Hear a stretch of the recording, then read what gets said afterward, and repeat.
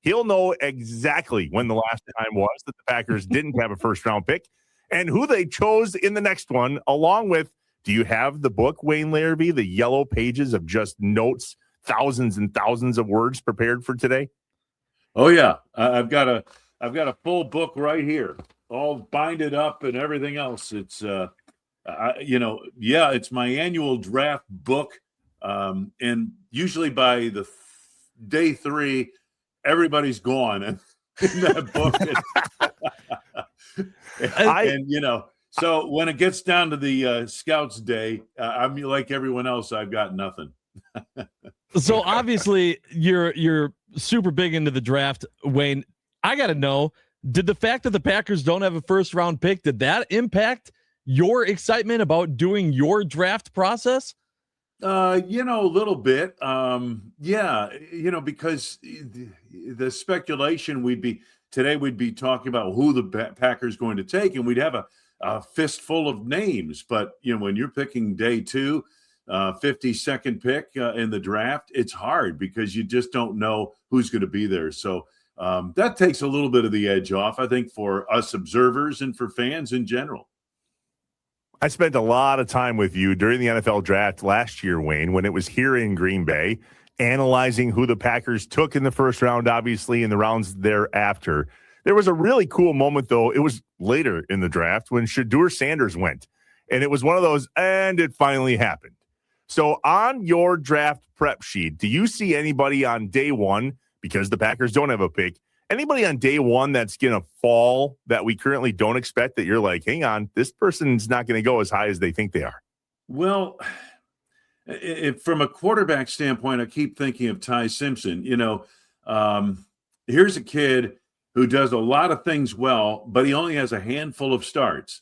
And we all know that, you miss on the draft. Mitchell Trubisky is the classic case, started barely 1 year, went high in the draft and didn't pan out, at least not as a quality starter in this league. So Simpson's a guy, doesn't have the prototypical size, does a lot of the things well that scouts love and coaches love, the footwork and the decision-making, et cetera, et cetera. But he's like 6'1", and if he's listed at 6'1", he's not any more than 5'11". You know that, okay? Whatever they are on the program, subtract 2 inches. It's kind of like ski areas. Ski areas are allowed to legally lie about snow conditions. Well, in the NFL, you're legally allowed to lie on the roster about size and length and speed. So this is where you're at. This is a smaller quarterback. He can do a lot of things. But, boy, guys, to me and the people I've talked to and read, he's got backup quarterback written all over him. So why the hell would you take him in the first round? We're talking to – I think he'll slide. We're talking to the voice of the Green Bay Packers, Wayne Larrivee, on Inside Wisconsin Sports with Trevor and Josh on the Wisconsin Sports Radio Network guest hotline powered by Gruber Law. One call, that's all.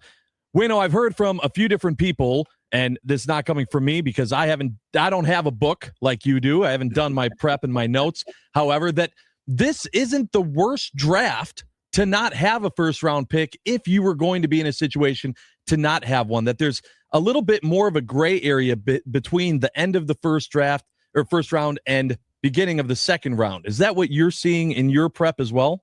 Josh, you're exactly right. I mean, this is a draft where some people have said, and by that I mean personnel people have said, there might be 18 first-round grades on their board. Now, everybody's board is different. I get it. But I'll bet you most teams don't have 32 first-round graded players on their draft boards. And yet there are 6 teams that have multiple first-round picks in this draft. The point is this. If you're looking at an impact player in the first round of the draft, you better be picking in the top 15. If you're not, it seems to me this is one of those drafts where the end of the first round through the second, maybe even into the top part of the third round, you're getting the same player at 18 as you are at 52. Same caliber of player as you are at 95 or 100. That's where I think there's depth in the draft in that regard. But here's the other thing that's different from years past. NIL is making an impact on the draft. it will be felt primarily on day 3, because a lot of kids that normally would have come out for the draft as early entrants are staying in school. Why? Well, because if they're not going to be a first-round draft choice, then they probably make more money staying in school than they would coming out in the NFL draft, and especially if they're projected to be a day 3 pick, 4th-round pick, that kind of thing. So we're not going to see on day 3, in my opinion, the same caliber of talent that we've seen in the past, which means a lot of teams that make their living, the good ones like the Packers and the Steelers and others, they get a lot of players around 4, 5. I mean, Aaron Jones was a 5th-round draft choice, wasn't he? At running back, he was a home run. Round 6, 7. You're not seeing the same caliber of player there because a lot of the younger players have stayed in school. But you're seeing older players. So you're going to be picking 24 and 25-year-old players. And the thing about that is that by the time they get around to their second contract, they're almost 30 years old. And the other factor is this: they've been in school for 6, 7 years, and they've got a lot of wear and tear on the tires. Yeah, Goody talked about that extra COVID year and how that just really messes this up. But nearly soon, that's going to go away, and we'll kind of be back to something that's semi-situated. NIL, different story.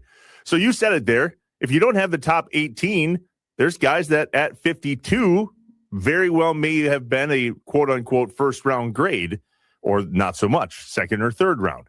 So to that point then, do you see the Packers keeping number 52? Or I don't think they move up, but do they move down from 52? What do you think? It'll be interesting to see. I have mixed feelings about moving down from 52. I could see them moving up if there's a position player that they feel, hey, if we wait to 52, he's probably not going to be there. Are we getting a prospect at another position that is the same caliber? Yeah, probably. But we really we'd like to fill this need if we can right now. Now, you don't draft for need, but if you move up to get a player who's on your board and has a second-round grade on him that can fill a need, and he's the same guy you're going to get at 52, maybe you do move up to, I don't know, from 52 to 40, 41, 38. I don't think it'd be a huge move. I don't think that will be. And Goody also, like you said, would like to add more picks, but the roster, he also pointed out, this is pretty heavy right now. They're at 74. I believe it's 90 you go to training camp with. So, they have 8 draft picks right now, or they're about 7, isn't it, right now? Yeah, 8 right now. 8 right now. That's right. So they've got 8 picks. I don't think they have to add more picks necessarily. When you just brought up there that if they did move up, though, it would be if there was the right person in a position of need. That's been kind of the big conversation for the Packers, not having that first-round pick of, well, what is the biggest position of need that the Packers need to attack in this draft? It depends on who you read, Josh, and who you talk to. Some people say it's edge. Others say it's cornerback. Backup running back is certainly a need. They need to do some stuff on that. They need to add players on that offensive line, for no other reason than depth. I think cornerback is the number one need. I really do. I understand what the organization has said. I understand what Brian has said.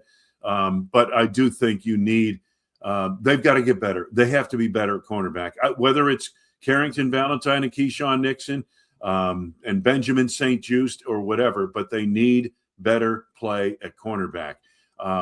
They need an edge rusher opposite Micah Parsons. People are saying, well, if Parsons isn't back, doesn't that make edge rusher a greater need? Not really. They still need somebody who can threaten from the opposite side of Micah Parsons. And I don't know who that is right now, to be honest with you. There are a lot of guys who have flashed, but I can't sit here and say, well, this guy's Brenton Cox is going to get 16 sacks opposite Micah Parsons. I don't believe that. And, I've seen he's a nice player, nice physical specimen, very good player, and I'm not knocking him at all. I think he can be a nice player on this team. But, as far as somebody who really makes the other side think twice about what they do with Micah Parsons opposite him in that edge rushing core, I think would be big. The other factor, and this is, again, I go back to interior.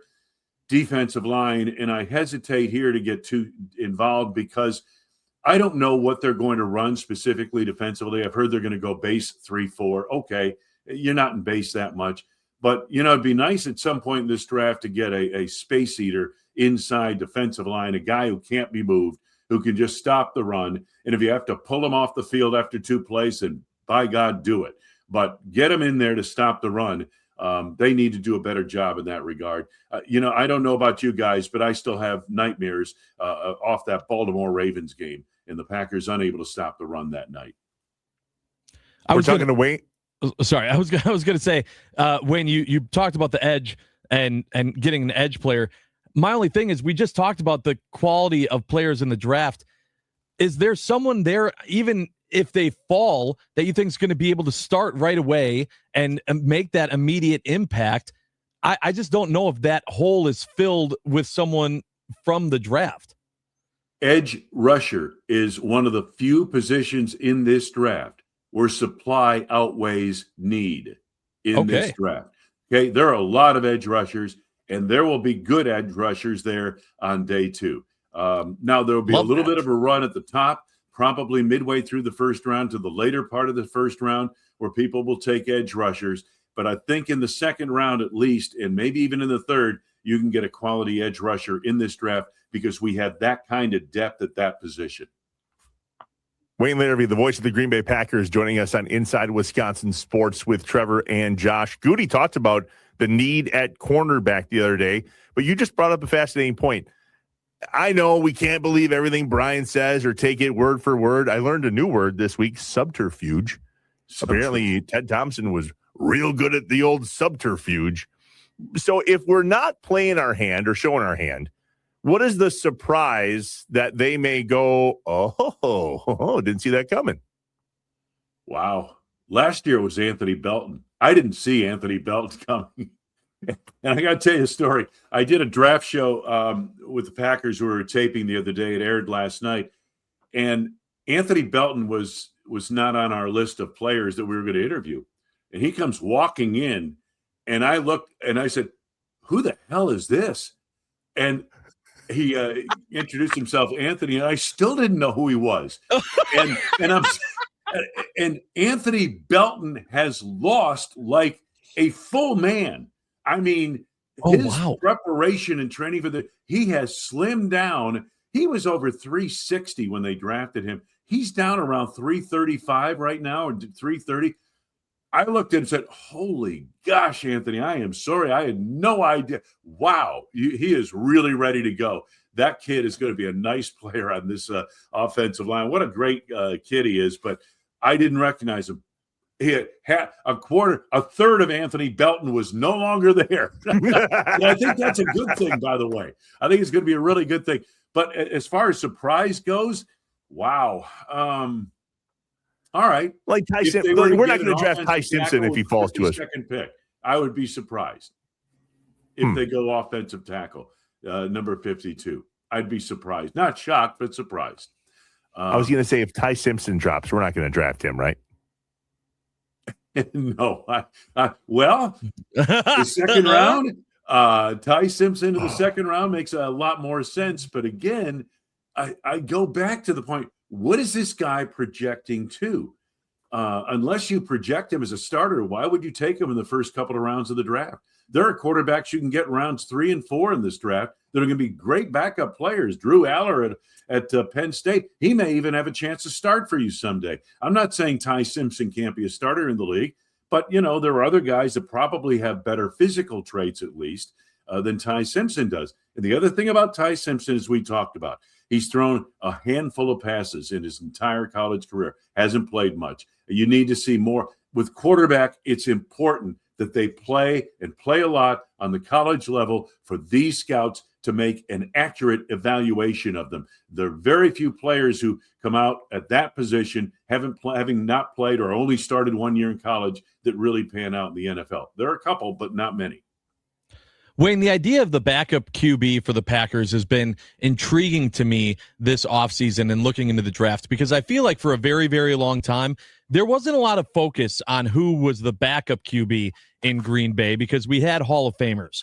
And then with Malik Willis being behind Jordan Love, and not only the usage of Malik Willis, but his success on the field, has that in your mind kind of raised the priority of now finding a new backup for Jordan Love? You know, Josh, it's interesting with that. I don't know why, but I feel okay with Desmond Ridder. I remember Desmond Ridder as a rookie with Atlanta. What was he, a second or third round draft choice? He goes in at quarterback, and he beat the Packers in Atlanta that day. This is like 2-3 years ago, I guess. I'm kind of okay if that's how they go at quarterback, at backup quarterback. The thing you mentioned, and you're right, you had in Brett Favre a Hall of Famer who played every game, okay? Every game. In Aaron Rodgers, you had a Hall of Famer who played in almost every game. I mean, he had collarbone injuries, unfortunately, that took him out for a large stretch in a couple of seasons. But for the most part, those guys answered the bell. Jordan Love has had, at times, injuries that have not knocked him out for a long time, but for a game here or there, a couple of games. So I think the backup quarterback in Green Bay, probably a little more important, probably need a little better player than, like, I don't know, Doug Peterson or what was it Justin Harrell at one time, who started like 6 games for the Packers?